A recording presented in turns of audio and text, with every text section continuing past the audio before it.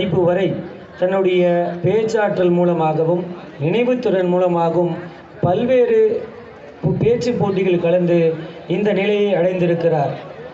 முதலாக வங்கி பணியாளராக ஆல் இண்டியா ரேடியோவினுடைய பணியை தொடர்ந்து நகைச்சுவை பேச்சாளர், பட்டிமன்ற பேச்சாளர், வெளிநாடுகளுக்கு சென்று தன்னுடைய அருமை பேச்சால் பல ரசிகர் கூட்டங்களை கவர்ந்துள்ளவர் மற்றும் தான் பிறந்த மாவட்டத்திற்கும் பெருமை சேர்த்துள்ளவர்.